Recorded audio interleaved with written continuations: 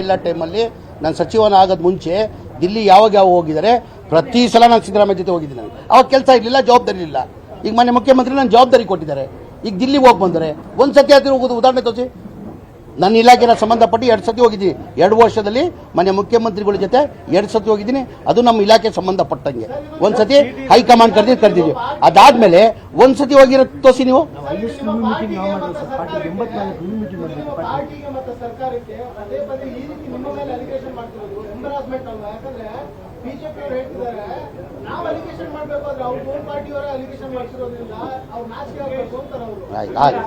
ಸಂತೋಷ ಸಂತೋಷ ಸಂತೋಷ ನಮ್ದೇನಿಲ್ಲ, ಸಂತೋಷ. ಅವ್ರು ಏನಾರು ಅವ್ರ ಬಾಯಿ ಇದೆ, ಅವ್ರು ಏನಾರು ಹೇಳ್ಕೊಳ್ಳಿ.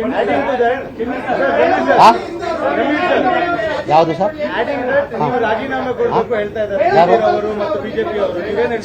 ಸರ್, ನಾನು ಕೈವಾಡ ಇದ್ದು ನಾನು ಇನ್ವಾಲ್ವ್ಮೆಂಟ್ 100ಕ್ಕೆ ಅವ್ರು ಹೇಳೋದು ಮುಂಚೆ ನಾನು ಕೊಡ್ತೀನಿ.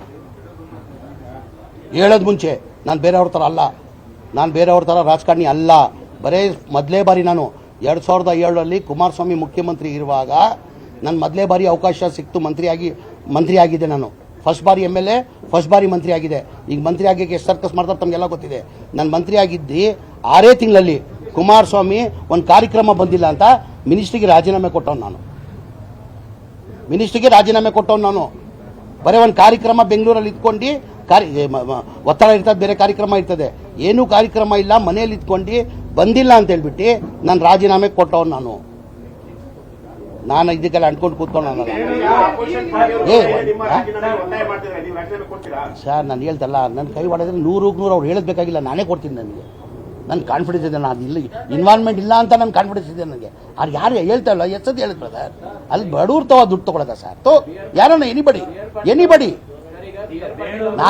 ನಾನು ಹೇಳ್ತಾ ಇಲ್ಲ, ನಾನು ಸತ್ಯ ಹರಿಶ್ಚಂದ್ರ ಅಲ್ಲ ಅಂತಾನು ಹೇಳ್ತಾ ಇದ್ದೀನಿ. ನಾನು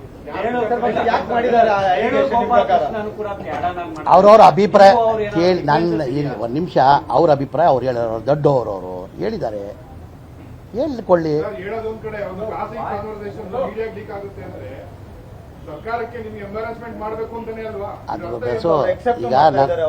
ಏನಂತ ನಾನು ಹೇಳ್ತಾ ಅಲ್ವಾ, ಅವ್ರ ಆಡಿಯೋ ಅವ್ರದೇ, ಅವರೇ ಹೇಳಿದ್ದಾರೆ.